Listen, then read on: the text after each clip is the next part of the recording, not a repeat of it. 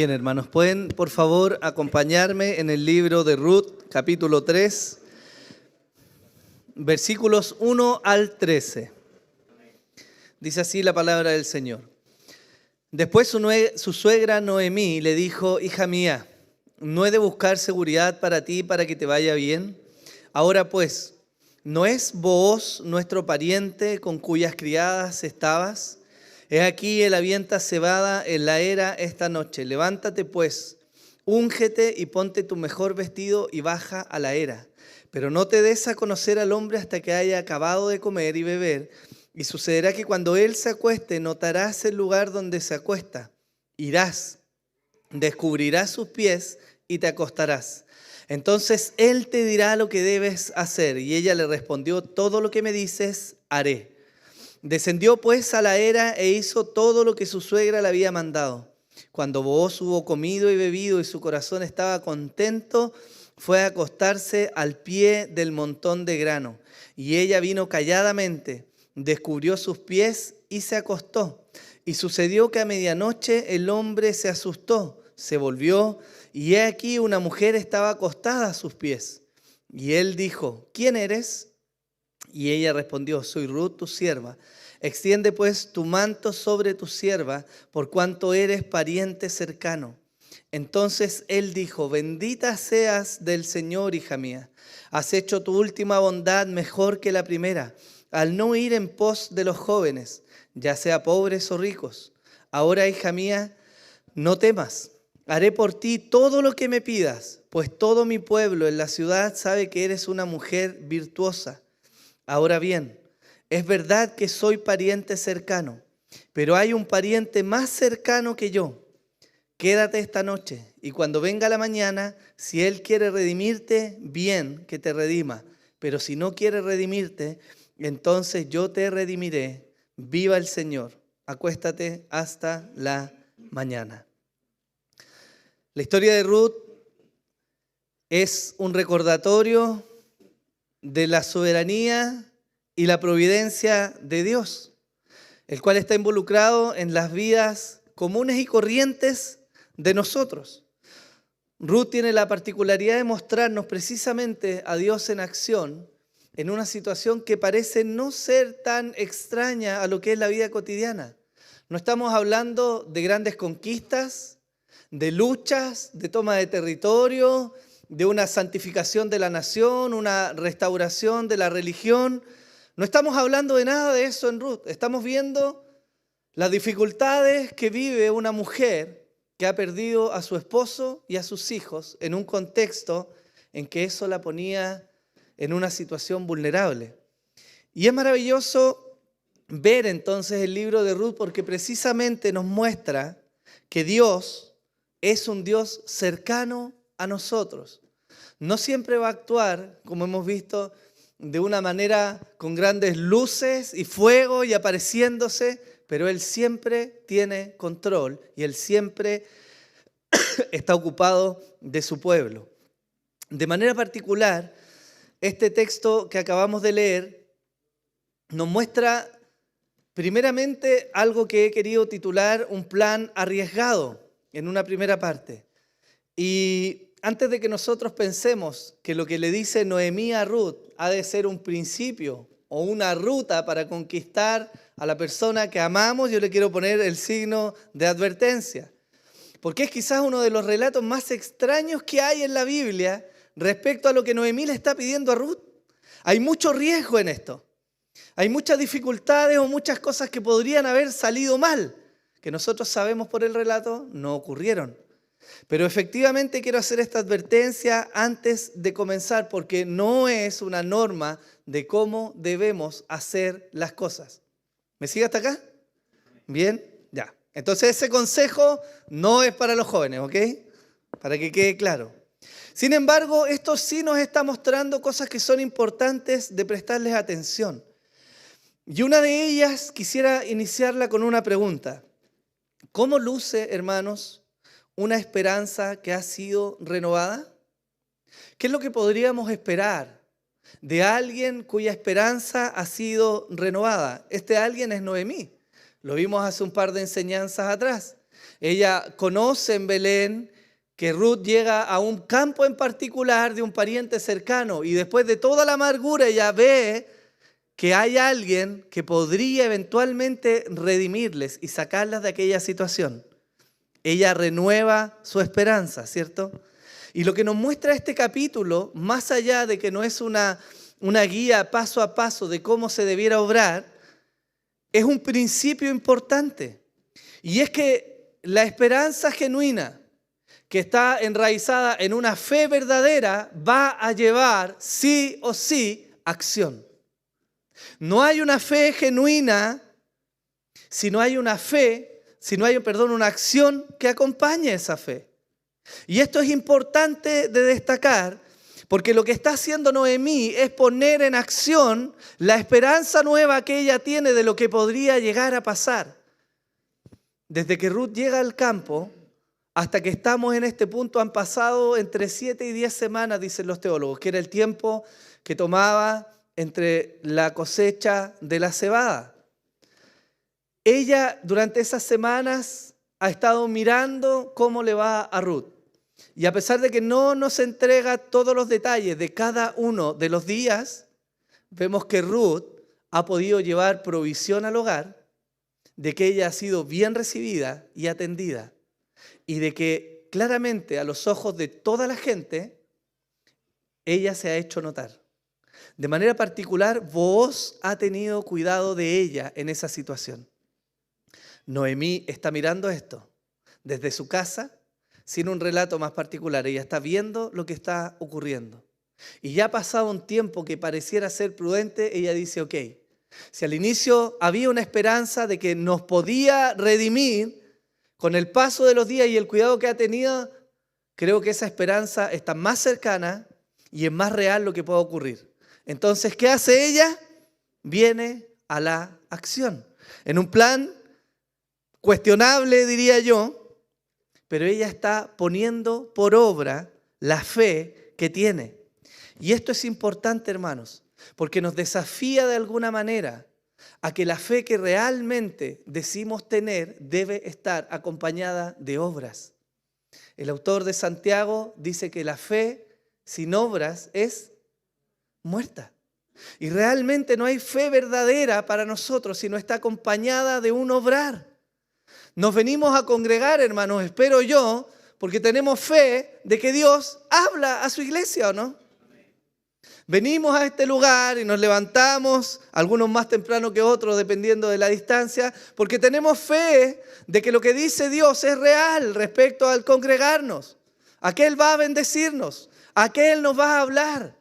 Abrimos la Biblia, la enseñamos a nuestros hijos, tratamos de sujetarnos a eso, porque creemos que lo que dice ahí es verdad, ¿o no?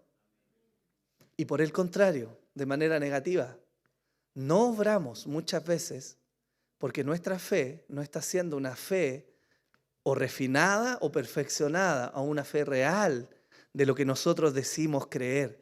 Y eso es algo que siempre debemos ser cuidadosos, porque no siempre lo que tenemos en nuestra mente ha bajado a nuestro corazón y nuestras acciones nos acusan de qué está en nuestro corazón.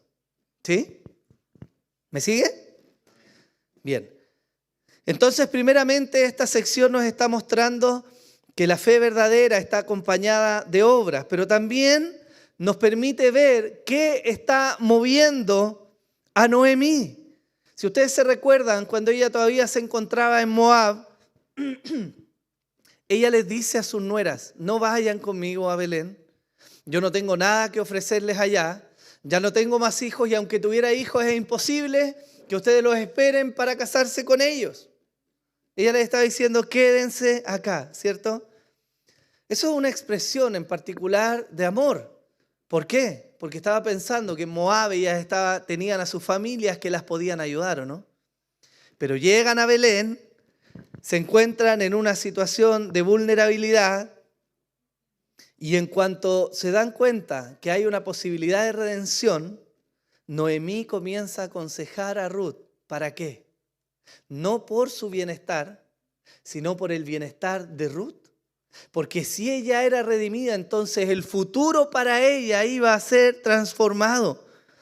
ella lo expresa en las palabras que dice acá el versículo número 1. ¿No he de buscar seguridad para ti, para que te vaya bien? Esas palabras denotan lo que Noemí está sintiendo por Ruth. Ella quiere el bien de su nuera. Ella la ama. Ella está agradecida de que su nuera haya permanecido fiel lo suficiente como para acompañarla a una tierra extraña, a un lugar que no conoce y en una situación vulnerable. Ella la ama. Por eso está armando este plan para poder bendecir la vida de Ruth. Lo mismo ocurre con Ruth para con Noemí. Fíjense ustedes que el relato, de manera muy particular, nos dice que la única respuesta de Ruth es: todo lo que me dices, haré. Y mi pregunta es: ¿por qué ella se atreve a decirle eso? Quizás podríamos pensar que ella ha sido una mujer que ya está de alguna manera moldeada a una forma, que estaba sujeta a su suegra, pero yo creo, hermanos, que lo que Noemí le permitió ver a Ruth a lo largo de todos estos años que convivió con ella era suficiente como para que ella ahora pudiera confiar en lo que su suegra le estaba diciendo. Y eso también viene a ser una respuesta de amor. Juan 13:34 nos muestra de alguna manera lo que estamos viviendo acá. Un mandamiento nuevo os doy, que os améis los unos a los otros como yo os he amado. Así también os améis los unos a los otros. Podríamos especular quizás, hermanos, que las tragedias que estas mujeres vivieron juntas las llevaron a valorarse mucho más la una a la otra. Y que esto cavó cimientos profundos en lo que era su relación. Bien dice la Escritura en un texto que nosotros solemos aplicar al matrimonio, pero que en realidad no está enmarcado en el contexto del matrimonio, aunque puede aplicarse, que está en Eclesiastés capítulo 4, que dice: más valen dos que uno solo, pues tienen mejor remuneración por su trabajo. Porque si uno de ellos cae, el otro levantará a su compañero, pero ay del que cae cuando no hay otro que lo levante. Además, si dos se acuestan juntos, se mantienen calientes, pero uno solo, ¿cómo se calentará? Y si alguien puede prevalecer contra el que está solo, dos le resistirán. Un cordel de 3 hilos no se rompe fácilmente. Eso lo aplicamos en el contexto del matrimonio, ¿no? ¿Cierto? Incluso hay hasta una ceremonia que se hace con unos hilitos para el matrimonio, pero la verdad es que este texto es mucho más amplio y nos está hablando del beneficio que hay en el permanecer junto a otros. Y es lo que están viviendo Ruth y Noemí. No se han separado, no se han abandonado. Ha prevalecido el amor entre estas mujeres y eso ahora las tiene en un contexto en que por fin las cosas comienzan a verse mejor. Esto tiene una aplicación para nuestras vidas, hermanos. La vida en este mundo, como lo hemos visto muchas veces, es difícil y es una vida dura, fría en muchos momentos.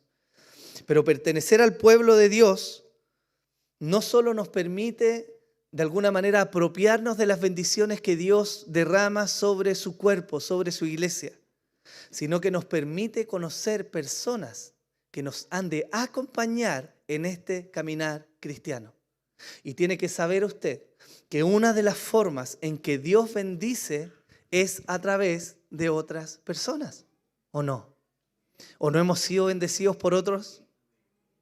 ¿Sí o no? Hermanos, muchas veces hemos sido bendecidos de manera enorme por la vida de otra persona que también ama al Señor. Y eso es una realidad importante para nosotros. Por eso insistimos en congregarnos y en permanecer, hermanos, porque es necesario para nuestras vidas.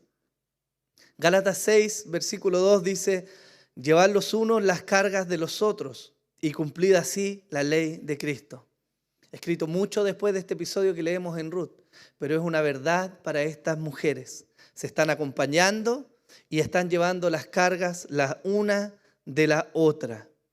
Han ejercitado la fe, han puesto por obra la esperanza que tienen y están trabajando ahora en un plan, entre paréntesis, raro, extraño, no recomendable hoy día, pero están ejercitando la fe. Fíjese si nosotros ponemos como ejemplo la crianza de nuestros hijos. Una fe verdadera debiera llevar a los padres a ser diligentes en enseñar a sus hijos, tal como demanda Deuteronomio 6. ¿Lo ha leído? ¿Se recuerda? Les enseñarás a tus hijos al levantarte, al acostarte, al estar sentado a la mesa, en el camino, escribirás la palabra en los dinteles, en todos lados.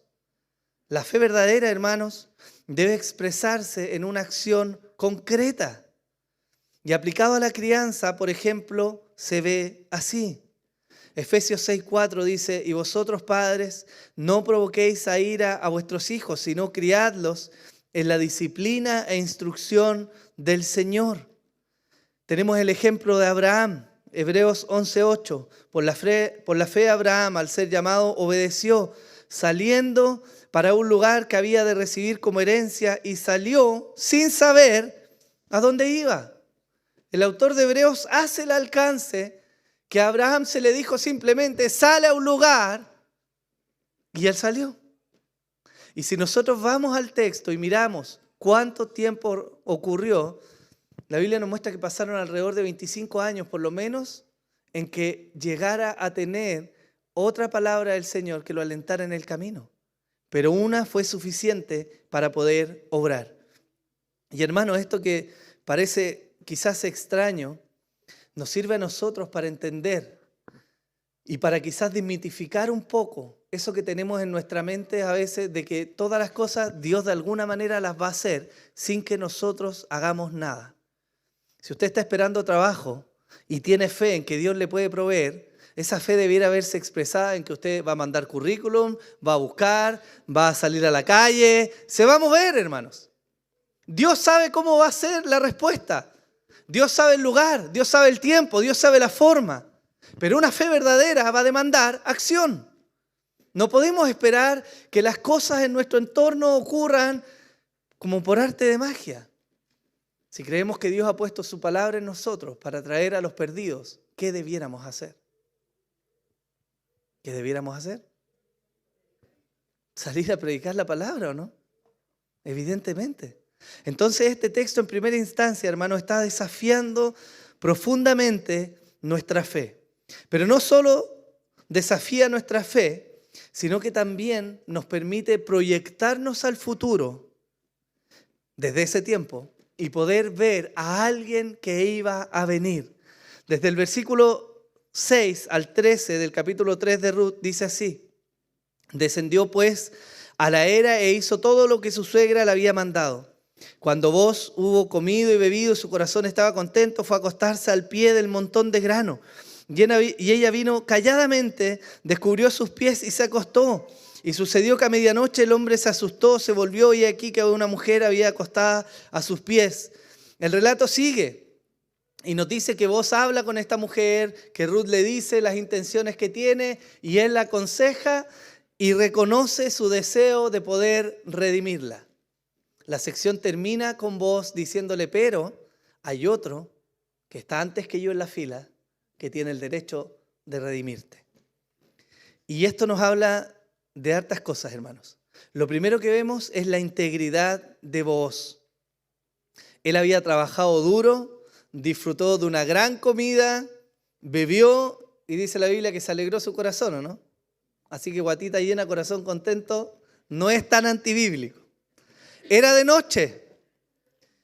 Booz se encuentra durmiendo solo a los pies de un montón de grano. Y la joven Ruth se acerca en las penumbras sin que nadie la viera. Ese era el plan de Noemí. Y se ubica a los pies de Booz. La Biblia no nos dice que ella le descubrió los pies y se acostó encima, ¿ya? Y hay una explicación para eso. Nos dice que descubrió sus pies y se acostó alrededor. ¿Por qué sabemos eso? Porque después, a medianoche, se le helaron las patitas, ¿cierto? Y se despertó. Pero esto es importante en el contexto. Yo le decía que por eso no es un consejo o un principio aplicable lo que Noemí le está diciendo. Porque en aquel tiempo, esta era una acción arriesgada.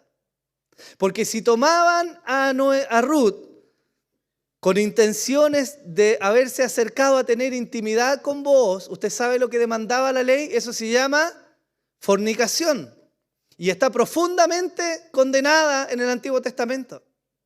Por eso el plan de Noemí no es un plan que nosotros recomendemos así, porque era arriesgado. Ella podía afectar la integridad pública, el testimonio público de Booz. Quizás el relato parece romántico, ¿no? Pero es sumamente arriesgado lo que Noemí le está pidiendo a Ruth. Algunos se atreverían a decir, algunos teólogos lo dicen, incluso parece un plan insensato.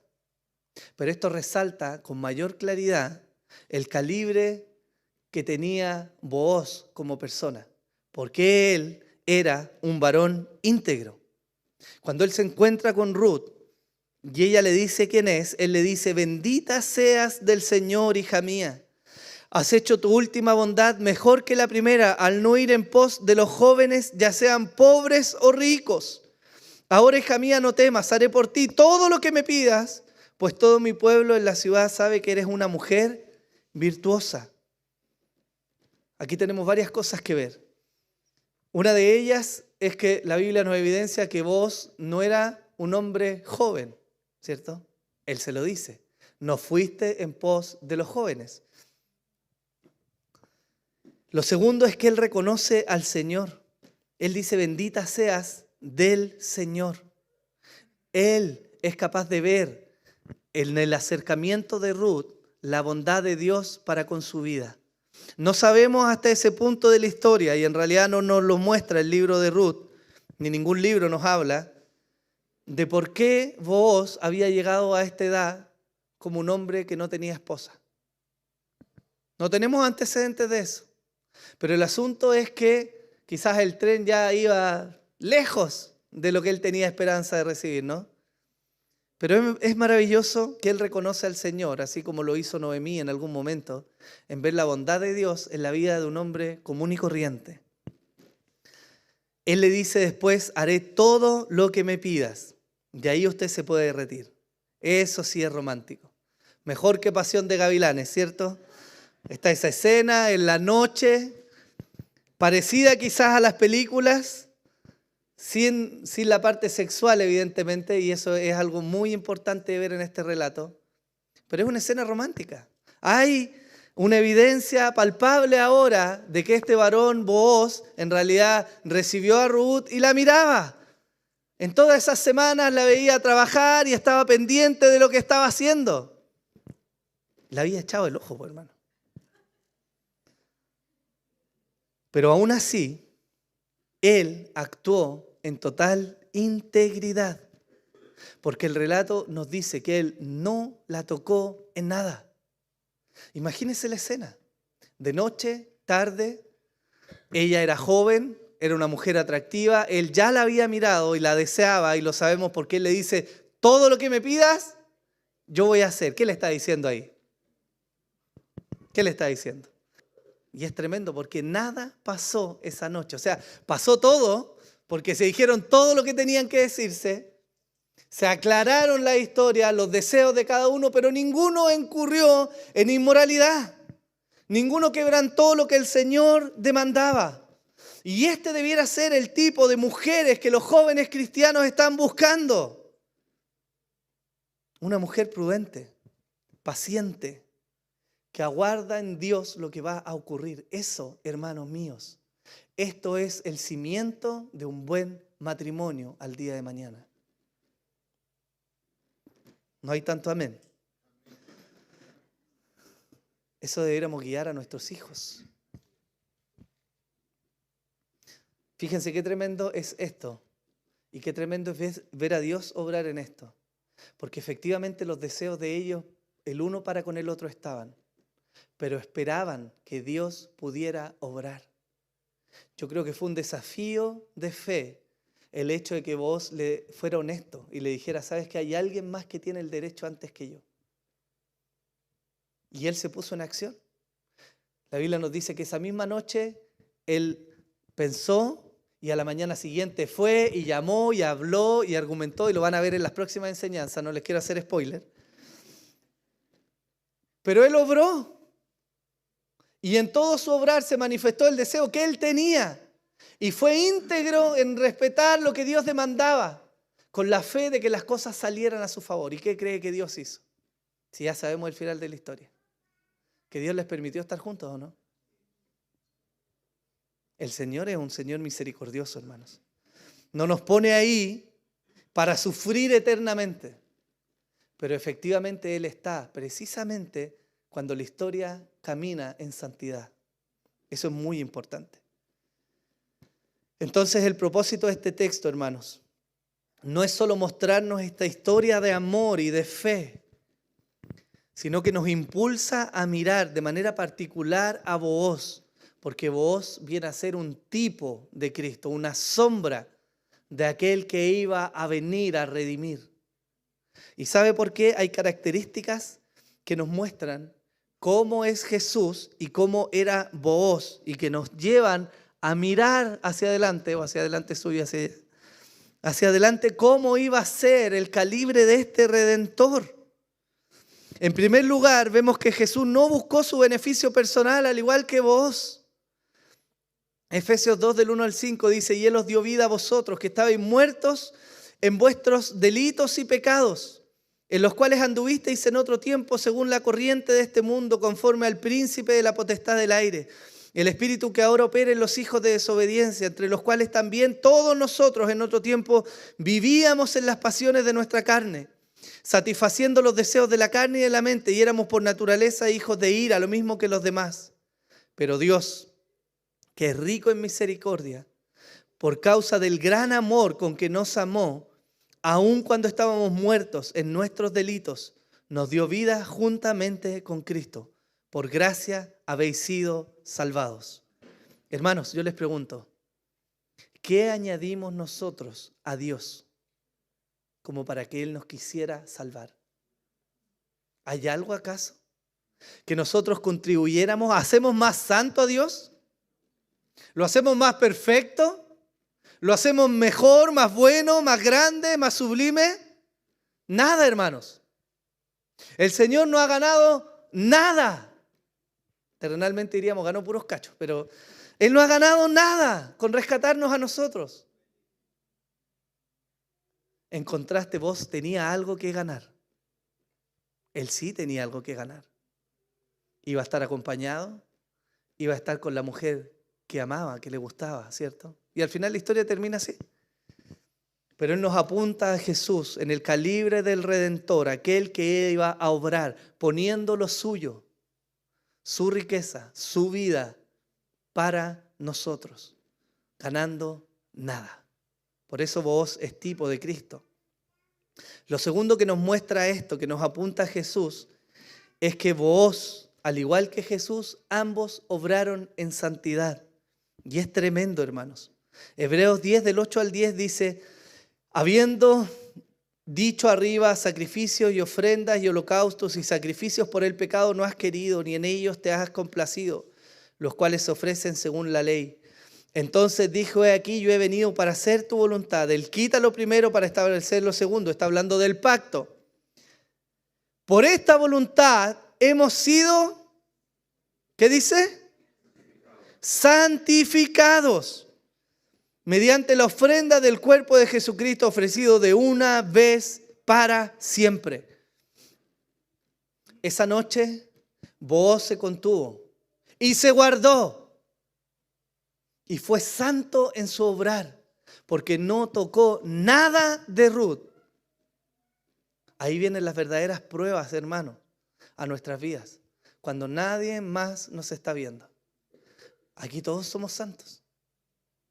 Todos estamos bien, perfecto, nos vemos bien, ordenaditos, ¿cierto? Pendientes, buenos cristianos. Pero el calibre o el tenor del cristianismo que somos se ve en lo secreto. Donde solo Dios puede mirar, ahí se ve quiénes somos. Y Booz en ese lugar, en lo secreto, él actuó de manera íntegra. No tocó nada indebido de Ruth. Y es más, obró para que se cumpliera la ley del pueblo. Y Jesús claramente obró en santidad para nosotros. Jesús jamás nos va a impulsar, hermanos míos, a pecar para lograr algo, incluso para Él, Él siempre va a obrar en santidad y siempre va a demandar de nosotros que obremos en santidad. Ese es un rasgo distintivo del Señor. La Biblia dice que Él no peca ni nos incita a pecar. Ninguno diga que cuando es tentado de parte de Dios. ¿No dice eso la Escritura, no? Él obra en santidad, al igual que este varón. En tercer lugar, hay otro distintivo de voz que nos apunta a Jesús como Redentor. Y es que Él obró en obediencia al Padre. Vos obró en obediencia al Señor. ¿No estaba apenada, como les decía, la fornicación o no?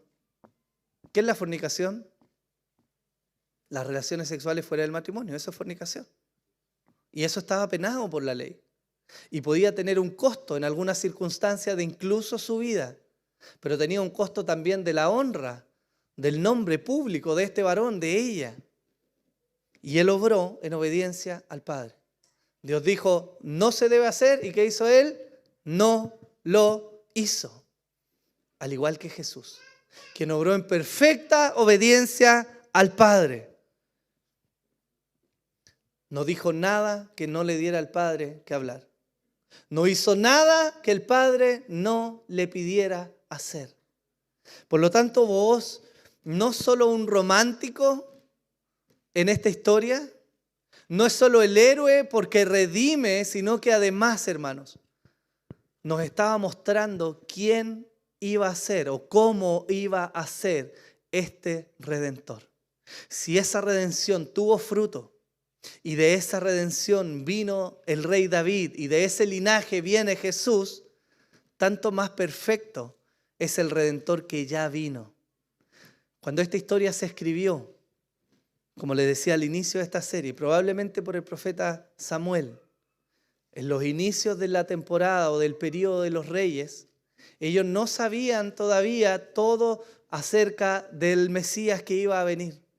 Pero este texto quedó registrado para que a través de este relato y de la integridad de este hombre pudieran de alguna manera vislumbrar características que iba a tener este Mesías que iba a venir.